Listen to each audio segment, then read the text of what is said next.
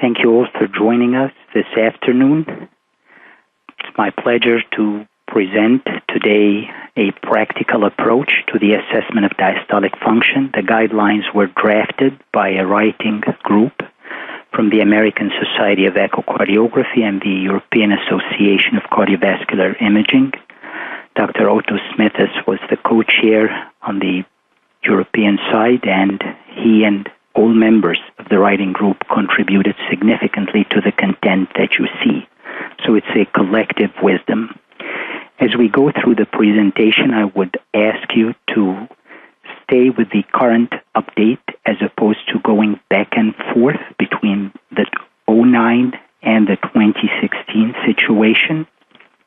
To avoid confusion, I will be clear and emphasize the key differences between this update and the previous guidelines.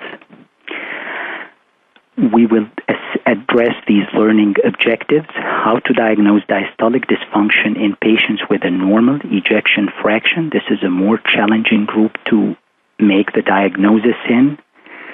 We will go through examples where we assess filling pressures and use that to grade diastolic dysfunction, so grades 1, 2, and 3. And then we'll look at some specific populations. The actual document that was published in April of this year in the Journal of the American Society of Echocardiography covers more details than what will be presented here, and I would recommend reading this document as well and going through it for details. A brief introduction about myocardial function. As you see on this slide, left ventricular systolic and diastolic function are linked at the cellular level, at the organ level, and accordingly at the signals that we measure by echocardiography. During diastole, left ventricular filling takes place because of an active relaxation process where there is dissociation of the actin-myosin cross bridges. Calcium plays an important role in this process, has to be actively taken up by the sarcoplasmic reticulum. The decline in ventricular pressure happens because of relaxation as well as recoil, the so-called restoring forces, and in diseased hearts, left atrial pressure contributes to the filling. In normal hearts, expansion in the lung axis of the left ventricle precedes the actual filling of the ventricle that you notice in the mitral inflow. In systole, the situation is reversed, and we see thickening of the ventricle, opening of the valve, and ejection through the aortic valve into the systemic circulation. The simple take-home message from that slide is think of systole and diastole interactions, and usually the presence of diastolic function in many situations, that is, the presence of diastolic dysfunction, will be linked also to systolic dysfunction, albeit can be detected not necessarily by a depressed EF only. We talk about LV filling pressures, and I want to make clear what are the filling pressures that we talk about and how they can be measured. The filling pressures include pressures that we measure in diastole in the ventricle. So the lowest pressure in the ventricle is the minimum pressure. A ventricle that relaxes fast, has a good suction, strong restoring forces will achieve very low minimum pressures, sometimes zero and even negative pressures in very normal hearts. Then we have a rise in ventricular pressure, the so-called rapid filling wave due to filling of the ventricle. The rate of rise here depends on the rate of relaxation, if it's a ventricle with incomplete relaxation, but also on how the ventricle compliance or stiffness is.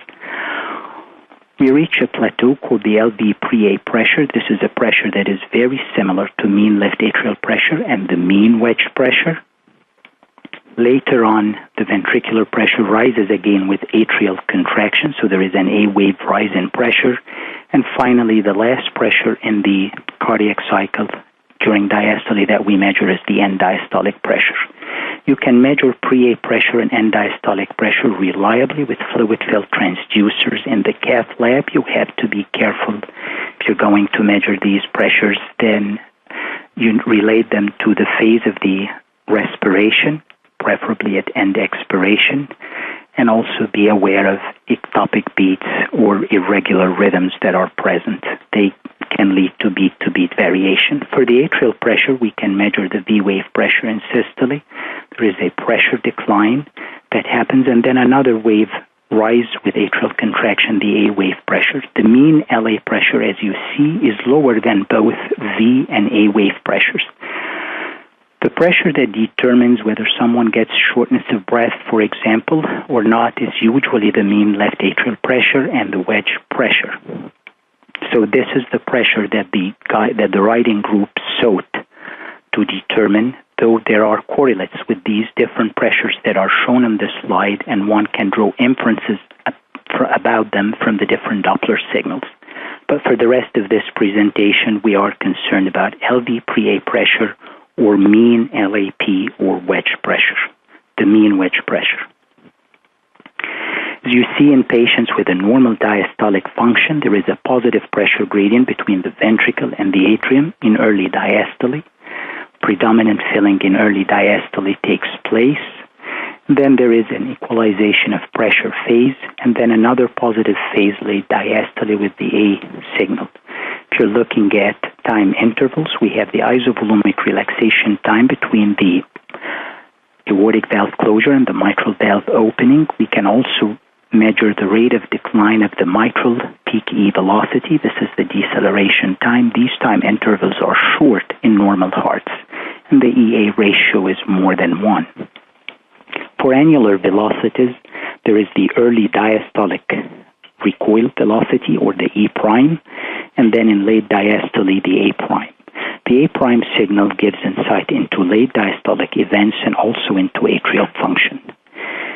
In situations with impaired left ventricular relaxation, what happens is a decreased early diastolic transmitral pressure gradient because of a higher LV diastolic pressure in this situation, and still a normal LA pressure, translated to a lower E compared to A, a long isovolumic relaxation time, and also a long deceleration time. Early diastolic velocity by tissue Doppler at the mitral annulus is reduced, whereas the late diastolic velocity due to atrial contraction is preserved. With compensation and to maintain forward stroke volume, particularly at faster heart rates, the gradient increases again in early diastole. This time it happens because left atrial pressure goes up, so you have an EA ratio more than 1, shortening of IVRT, deceleration time, and still a reduced early diastolic mitral annular velocity, or the E prime. The late diastolic velocity is reduced, and in part it happens because of the increase in late diastolic pressures in the ventricle. A closer look at the ventricular and the atrial pressure curve, you can see that the late diastolic pressure in the ventricle is now higher than the atrial pressure. It is important to remember that one can revert from an impaired relaxation pattern to a pattern which appears pseudonormal or even restrictive based on the status of the heart, the volume status, for example, as illustrated on this slide, with fluids if the person decompensates, or with successful treatment with diuretics. Want to point to some key technical issues in using the Doppler signals. One should pay close attention to where the sample volume is located. Signals can look the same, as you see on this slide, as a general appearance, but the actual value of the velocity will vary. If you look at panel B, we have a location that is in the base of the interventricular septum, the basal segment, that is, it's not at the level of the mitral annulus. In general, as you move from the base to the apex, the velocities will decrease. There is a progressive decrease in velocity with a velocity gradient. If you look at panel C, the recording happened with low gains. If you looked at panel D, whoever acquired the signal in this example increased the filters. As we go up on the filters, determining when a velocity begins is not as clear as you see in this situation. So I want to emphasize technical aspects. During acquisition and also on the side of whoever is analyzing the study, they have to critique the technical component. A signal that is not a satisfactory signal should not be depended upon in drawing conclusions about diastolic function. The same if you look at the lateral tissue Doppler velocities. Again, the signals just by their appearance are what we expect with systolic components, early and late diastolic components, but in each and every situation, the location is a wrong location. In panel A, part of the sample volume is in the wall, part of it is in the cavity. In B, they was placed in the basal segment of the lateral wall. It's not at the level of the lateral side of the mitral annulus. Panel C, part of it is outside the heart altogether. In panel D, they placed it in the atrium, and you can see that the magnitude of the velocity varies dramatically.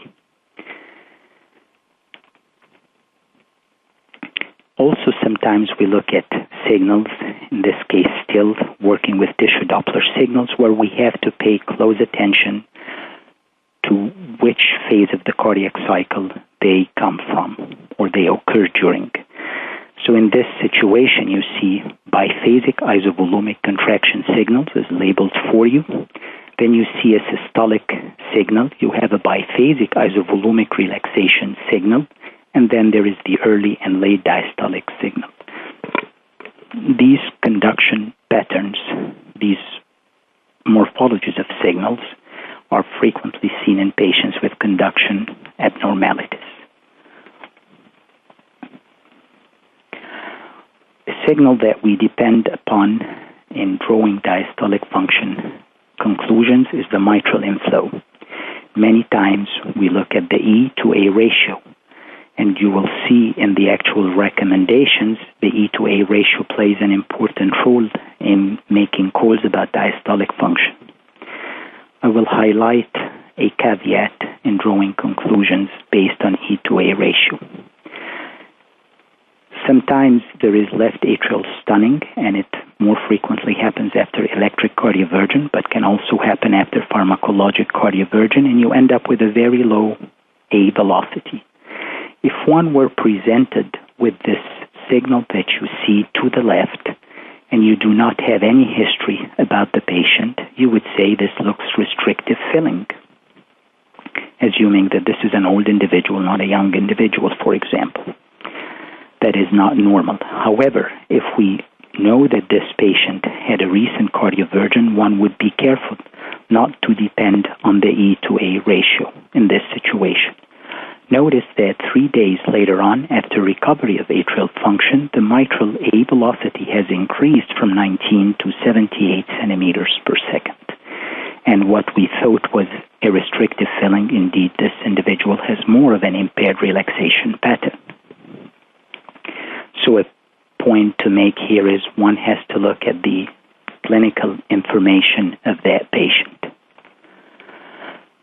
How do we determine if diastolic dysfunction is present? The determination is not solely based on the echocardiographic findings. Some of it is echocardiographic findings, but some of it also is clinical history.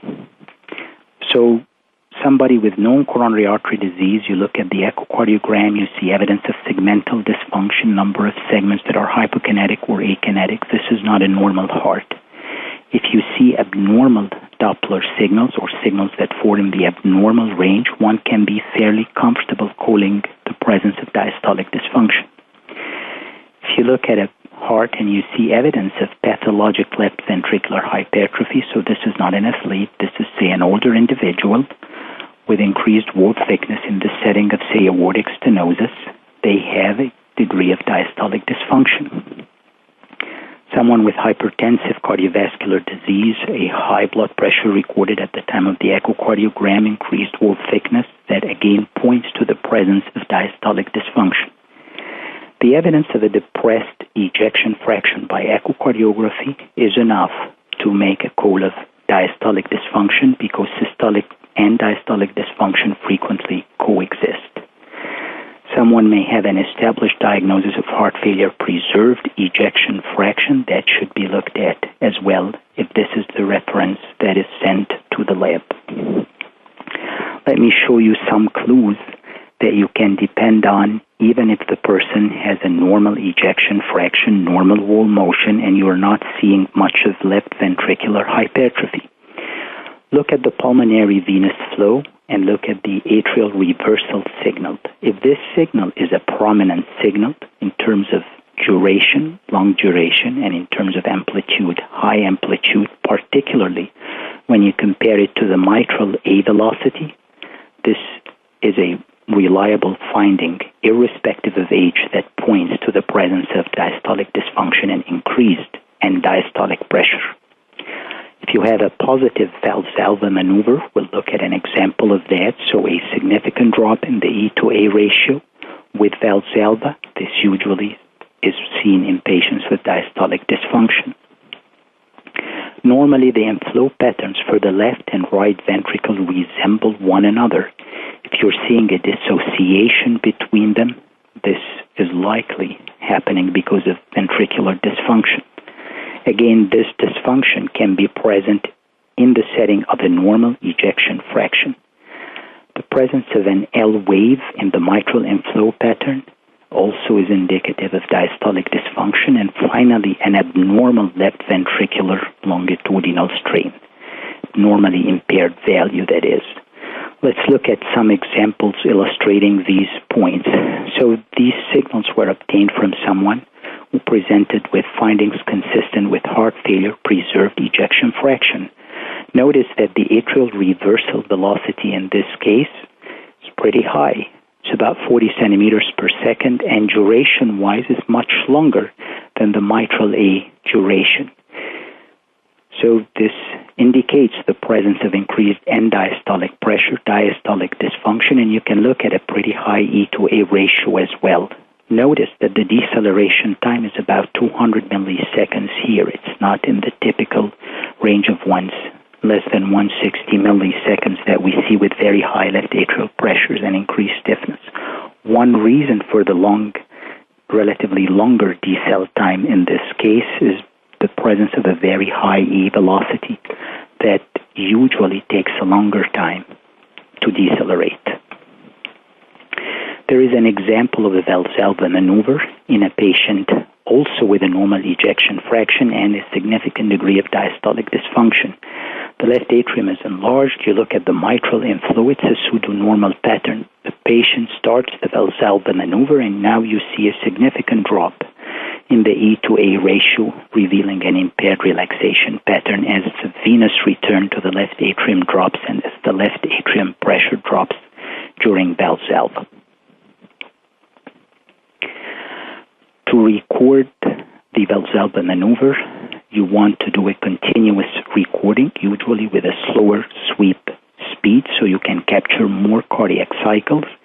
And you start with the pattern that you see here, the pseudo-normal pattern, and then you see a significant drop in the E to A ratio that it becomes clearly less than 0.5 towards the end of the recording. We mentioned the dissociation between RV and LV filling patterns. Let's take a look at the left ventricular pressure recording and the mitral inflow. These red arrows are pointing to left ventricular end diastolic pressure and the pre-A pressure. Both are clearly elevated. The EDP is about 30, the pre-A is about 18 or so. And with that, you see an E that is much higher than the a pattern you expect with high filling pressures. On the other hand, if you look at the tricuspid inflow pattern, and let us look first at the RV pressure recording. If you look at the RV EDP, and if you look at the RV pre-A pressure, these are normal. They are not increased. And accordingly, you see a tricuspid E to A ratio that is much less than 0.5. Since left-sided flows tend to be similar to right-sided flows if the pressures, that is the the RB filling pressures and LV filling pressures are the same, the reason we see a different pattern is because the LV filling pressures are higher in this case.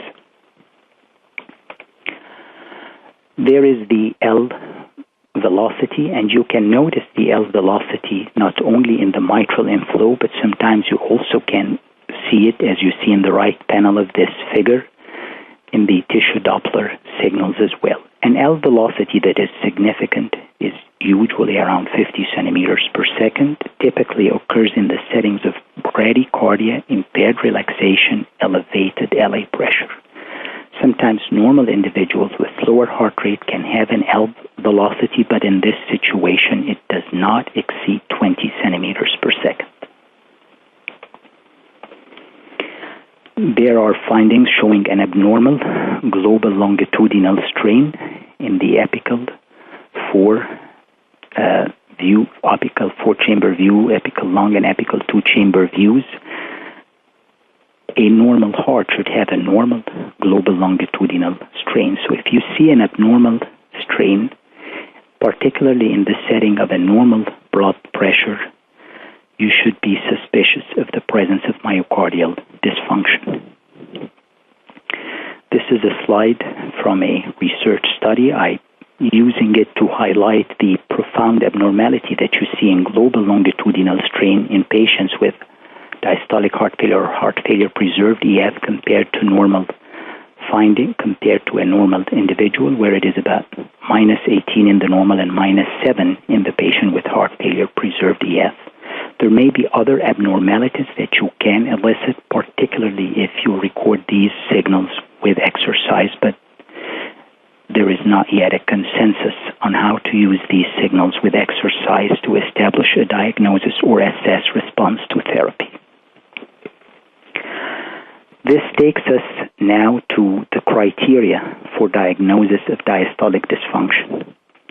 I want to emphasize that the starting point is not with these signals. The starting point is with the clinical data that we have gathered already, be it the sonographer at the time of acquisition or the physician looking at the study at the time they are about to engage in the analysis. They have to look at the history, the data that they have seen. They have to call into the findings on 2D exam and look at the other Doppler signals we talked about and we gave examples of in the previous slides. So again, the clues are not simply in these four variables. But these four variables were selected by the writing group because of their high feasibility and high reproducibility of acquisition. Still, one has to pay attention to details, as you've seen in the examples of the tissue Doppler velocity signals. So here we're looking for an average E to E prime ratio more than 15, abnormally reduced septal early diastolic velocity, mitral annulus early diastolic velocity, or lateral early diastolic velocity, increased TR velocity more than 2.8 meters per second, and LA volume index more than 34 mLs per square meter. Please notice that the chamber quantification guidelines published last year have recognized the 34 milliliters per square meter body surface area as the upper limit of what is called normal. So you should not be looking at a cutoff of 28 mLs per square meter anymore to make the cause of an abnormally enlarged left atrium. How to deal with these signals? If you have 3 or 4 of these available signals abnormal, then the person has diastolic dysfunction. If you have 0 or 1 only positive, then we would settle with a normal diastolic function. If you have 2 positive, 2 negative, then it's an indeterminate situation. Again, these are the signals that you would be looking at if everything else from the other findings we talked about, be it the clinical history, the presence of LV hypertrophy, the AR minus A duration, the abnormal strain, the L wave, all of these do not allow you to make a call of diastolic dysfunction. This is an example from a person referred for a murmur, turned out to have a normal 2D and color Doppler exam. You look at the findings, everything is normal here for mitral inflow, for tissue Doppler velocities, for LA volume, for peak TR velocity. This is a normal diastolic function heart. How to estimate filling pressures. Before we go on to that slide, I want to emphasize one major difference between this 2016 guidelines and the 09. The major difference between these guidelines and those from 2009 is that now we have linked the estimation of filling pressures to the grade of diastolic dysfunction. So if a person ends up being called normal LA pressure, then they have diastolic dysfunction, then they are automatically grade 1. If their filling pressures are elevated, then they are either grade 2 or grade 3. And let us start the slide. So the starting point is looking at the E to A ratio and the peak E velocity. If the ratio is at most 0.8 and the peak E velocity is at most 50 centimeters per second in the setting of a diseased heart, so for example, someone with a depressed EF, someone with pathologic LVH and normal EF, this individual has a normal left atrial pressure and grade 1 diastolic dysfunction. Sometimes these patients will complain of dyspnea, but at the time of the echo exam, these are the findings. If you want to elicit their symptoms, it is reasonable to consider a stress echocardiogram, be it to diagnose CAD, which could manifest as exertional dyspnea, or diastolic dysfunction, which can be uncovered by the diastolic stress test. Towards the end of the talk, we will get into some detail about the diastolic stress test. The other extreme in red is if we see someone with known disease who has an E to A ratio of 2 or above. This individual now is grade 3 with increased LAP. What do we do if we end up with intermediate values? This is the middle panel. Here we need to look at 3 criteria and then use the findings from these 3 criteria to make a determination. If you have, the 3 criteria are the average E to E prime ratio more than 14 with elevated LAP, a TR velocity more than 2.8 meters per second, and an LA volume index more than 34 mLs per square meter body surface area. If 2 of these 3 or 3 of the 3 are elevated, then this individual has increased LAP and they are grade 2 diastolic dysfunction. If all 3 criteria are negative, that is, these cutoffs are not met, or 2 of the 3 are negative and 1 only is positive, then this individual has a normal LAP and they are assigned grade 1 diastolic dysfunction. What to do if you only have 2 criteria? If you have 2 of these variables present and both are giving you the same signals, both are positive or both are negative, then LAP is either increased when both are positive or is normal if both are negative. What to do if one is positive or one is negative and the other is negative, or you only have one signal? Then it may be most reliable in this situation not to make a call on LAP and diastolic dysfunction grade. I want to draw your attention that it is true that many patients in grade 1 diastolic dysfunction will have an E to A ratio 0.8 or less. However, it is possible to have patients with E to A ratio that is less than and yet elevated filling pressures that many of us have seen and recognized if the other criteria are met. Now, those patients with E to A ratio 0.8 but elevated LAP are assigned grade 2 and not grade 1 diastolic dysfunction. So the grading is not linked to the E to A ratio. It is linked to your call of LAP. Is it elevated or not? Let's look at this case. This was a 63-year-old male with recurrent dyspnea, symptoms of orthopnea, bilateral ankle swelling, diabetic, hypertensive for more than 10 years, and with chronic kidney disease. So all of the history that is presented so far, one can understand why this patient may have symptoms related to a cardiac etiology and possibly heart failure preserved EF. Let's look at the images now with 2D. You notice the LV volumes appear normal, but the LA and the RA volumes are markedly increased. Ejection fraction is preserved. Always important to look for the presence of regurgitant lesions. There is a mitral regurg that we see here, directed posterolaterally, and there is a trace of aortic regurgitation. The mitral regurg is not a significant enough lesion based on this view, and there were also other views that I've sort of cut from for the sake of time. So mitral inflow and annular velocities should not be affected, in this case, by the mitral regurg. And if you look at the E to A ratio, you look at E to E prime ratios, both septal and lateral are pretty high, about 20. Peak TR velocity, 3.6 meters per second. If we were to summarize the findings, and again I start with clinical data, this is someone with cardiac disease. We were told they have diabetes, hypertension, and chronic kidney disease, and were already having symptoms of pulmonary and systemic congestion. It is true their EA ratio didn't meet the 2 cutoff, but it's more than 0.8, E to E prime more than 20, that exceeds the 14 cutoff. The LA is enlarged, more than 34 mLs, and the peak TR was 3.6.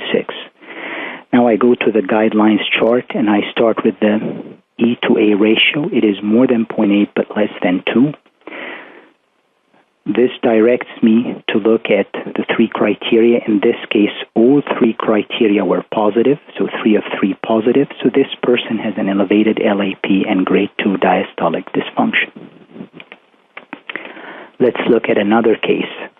This is a 66-year-old woman with a history of previous MI who presented with recurrent episodes of dyspnea, daily activities, has a progressive course, also diabetic hypertension, hyperlipidemia, but no history of pulmonary disease.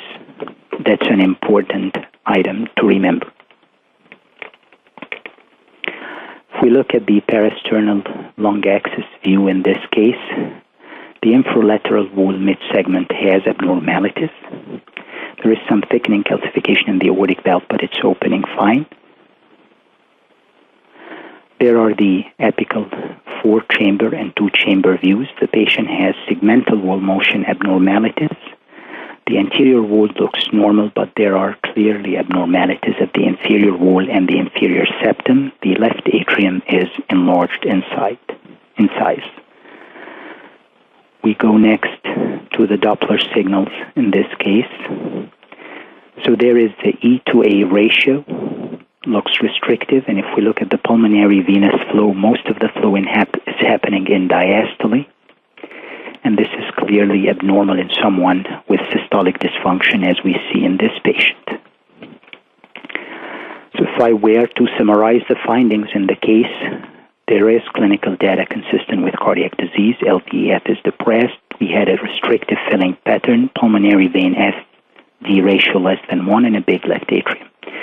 If we go to the algorithm chart, we started with an E to A ratio more than 2 that automatically takes us to an increased LAP and grade 3 diastolic dysfunction. This is the actual pressure recording from that patient, and he had a mean wedge pressure of 22 millimeters of mercury. So at this time, I want to have our first polling question. Which finding is consistent with a normal mean left atrial pressure in patients with left ventricular systolic dysfunction? EA ratio 2, LA maximum volume index 46 mLs per square meter, pulmonary vein SD ratio 0.3, septal E to E prime ratio 18, peak TR velocity of 2.5 meters per second. The majority, 64%, got the right answer. It's the TR of more than 2.5 meters per second. All the other findings are consistent with elevated, not a normal mean left atrial pressure in someone with systolic dysfunction. Notice that the emphasis in the 2016 update is on the peak TR velocity as opposed to the PA systolic pressure. And there is the answer that most of you have arrived correctly at. Let's look at some applications in disease states. Again, if we apply the same general principles, one would be able to do well in these disease states. First, hypertrophic cardiomyopathy. Patients with hypertrophic cardiomyopathy can have a significant degree of mitral regurg, and those with a significant degree of mitral regurg need a separate approach. So let us dissect it into two groups, a group without significant MR, and we will look at the findings in this study. So here you look at all of the other parameters we talked about, LA volume index, peak TR velocity, average E to E prime, and AR minus A duration. The caveat is the last variable, AR minus A duration, gives you an idea about LV and diastolic pressure. The other three variables are more related to mean left atrial pressure. If you have three of the four or all four variables abnormal, the odds are high that LAP is elevated. If only three variables are available, and you notice that three of these three or two of the three are abnormal, then LAP is elevated. If you only have two variables, both have to be concordant, abnormal, elevated that is, for you to conclude LAP is elevated. If you are only left with two variables, but then these two variables that you are happy with their quality are giving you discordant information, one says one falls in the normal range, one falls in the abnormal range, or you only have one signal, it is best not to make a determination in this case. What signals to rely upon in the presence of a significant degree of MR? Look at the peak TR velocity and look at the AR minus A duration. These are the signals we should look at in patients with more than moderate mitral regurg.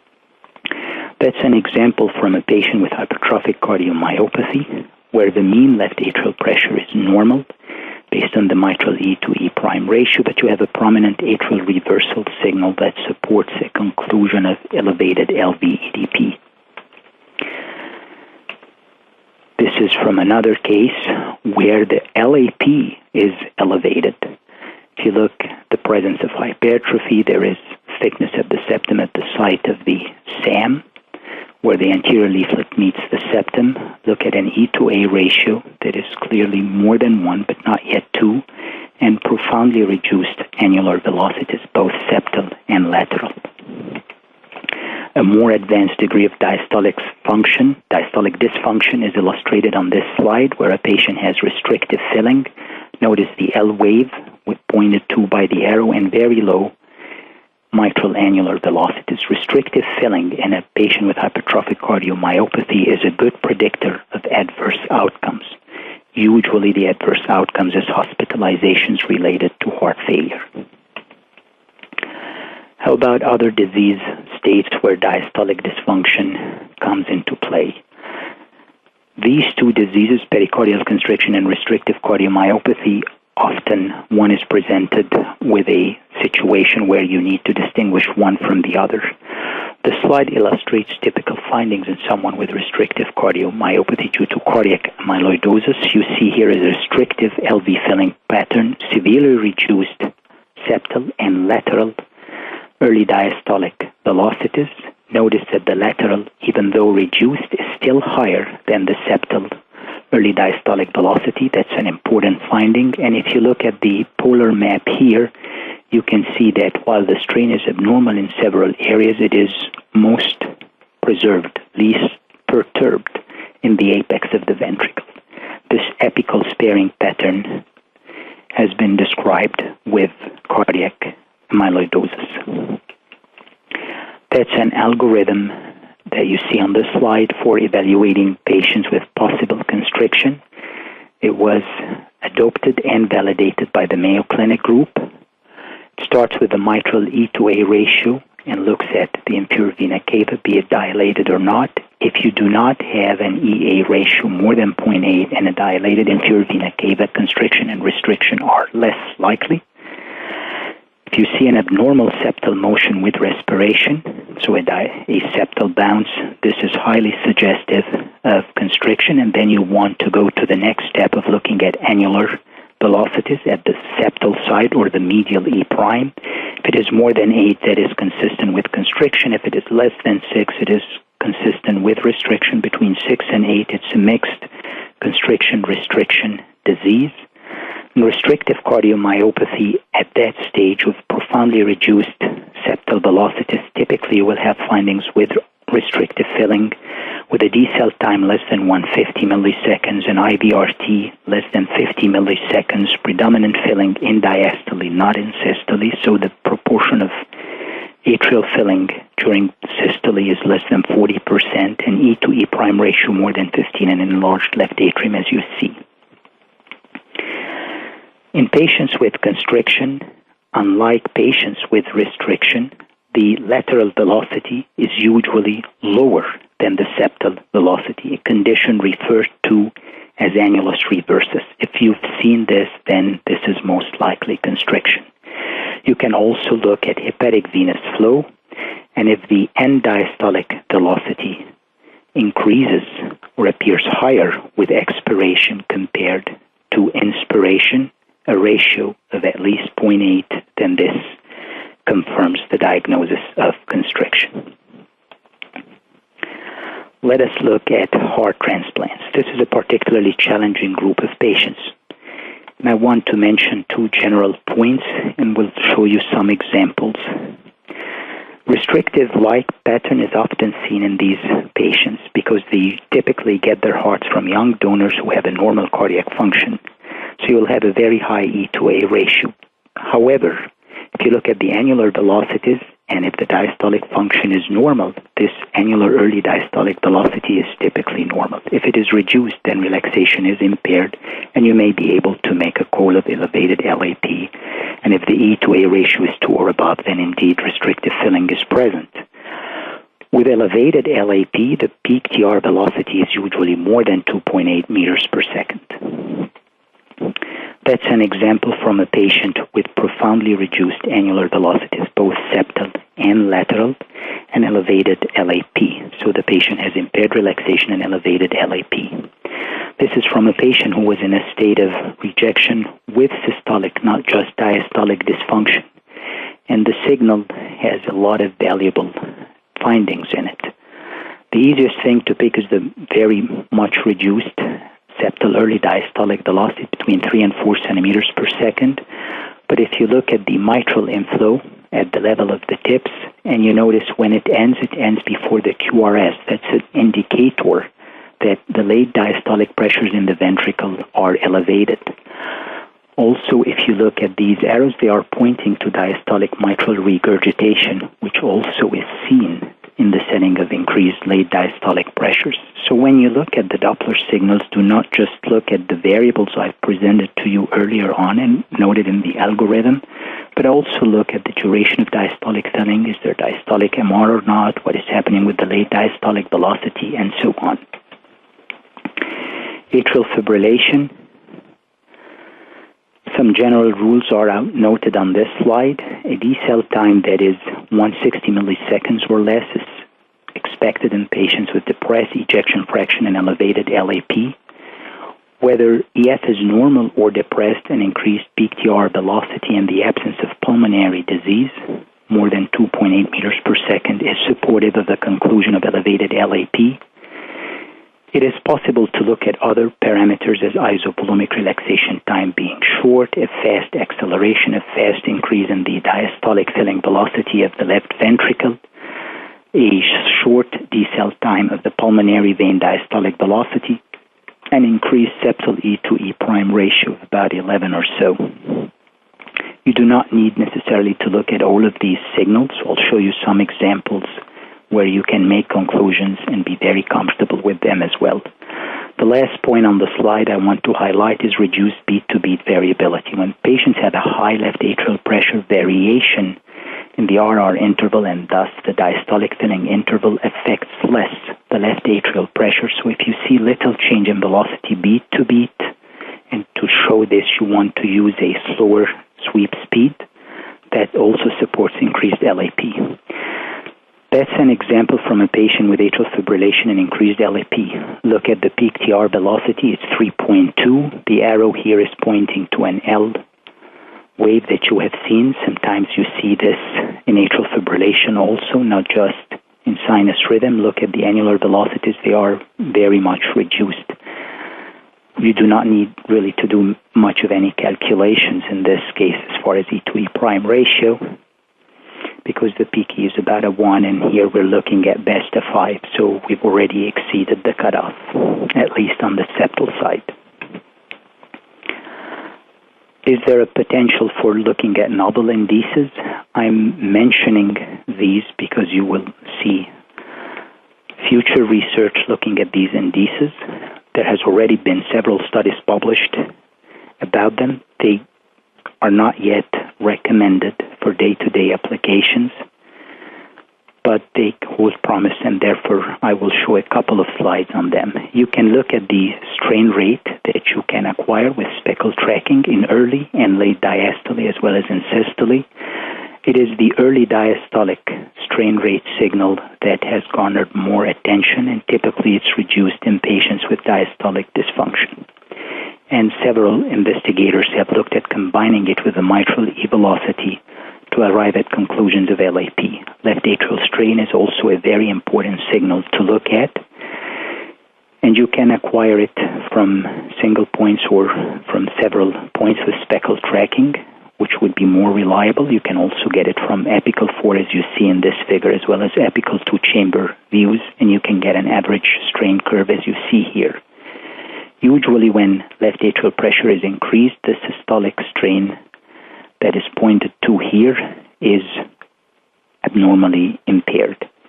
An important study was published in 2009 by Dr. Wakami and Oat, who showed that as the mean wedge pressure and LV-EDP increase, this peak LA strain during systole, that is ventricular systole, is more impaired in patients with elevated pressure.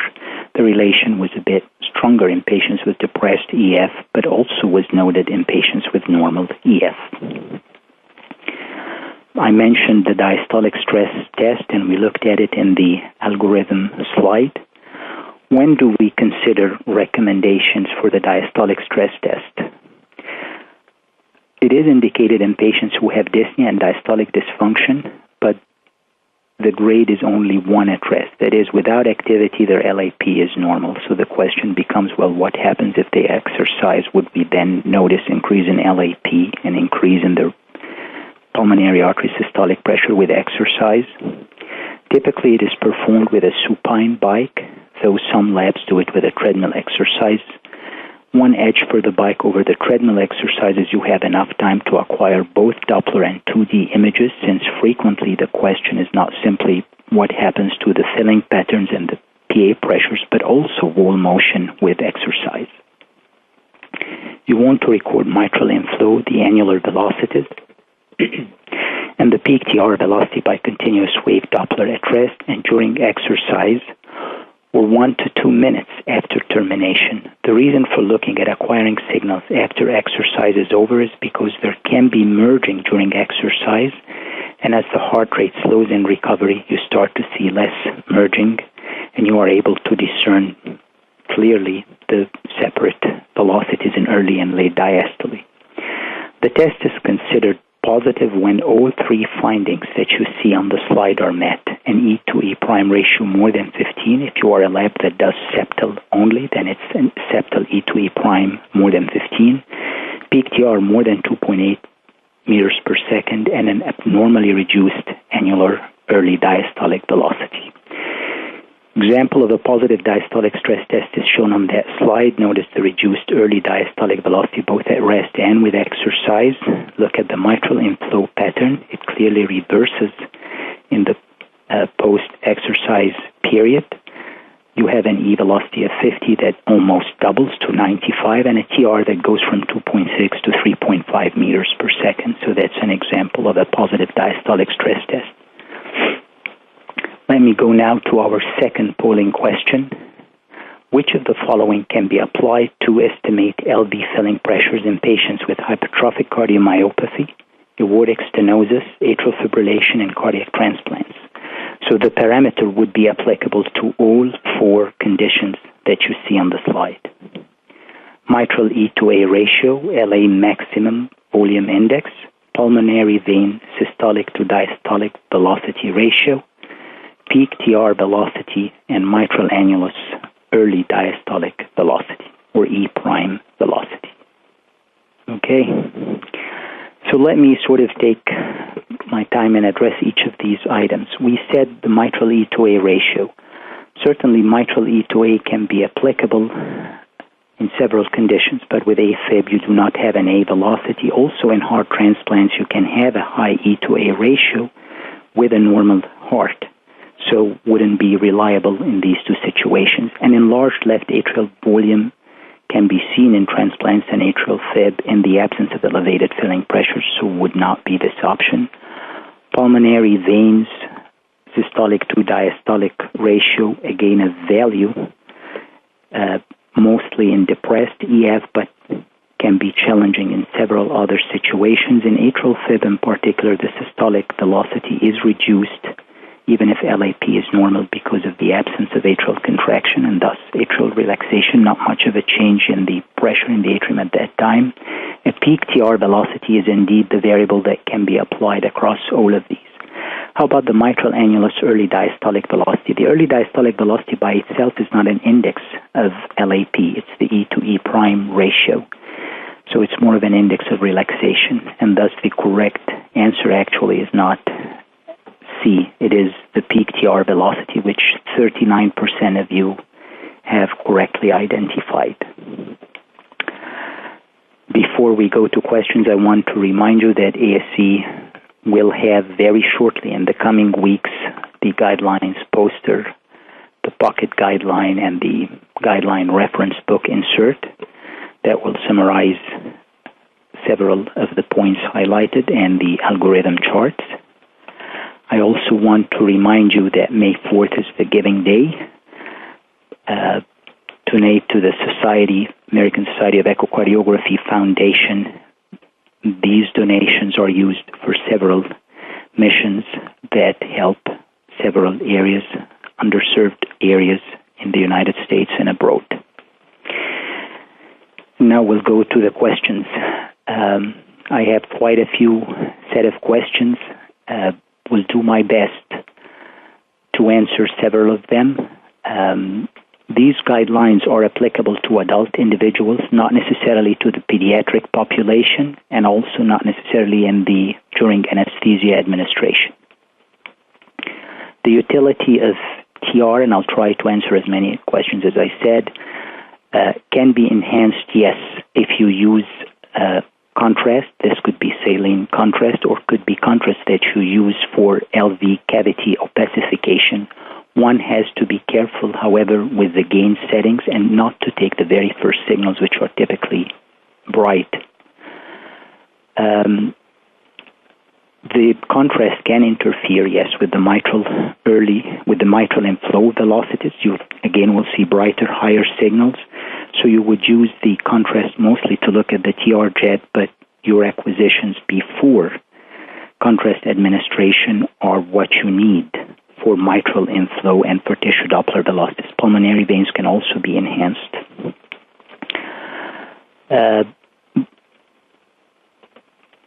The question of using dobutamine to assess diastolic function in dobutamine stress test, there is not really much of data there, and the recommendations is not to use dobutamine for that objective.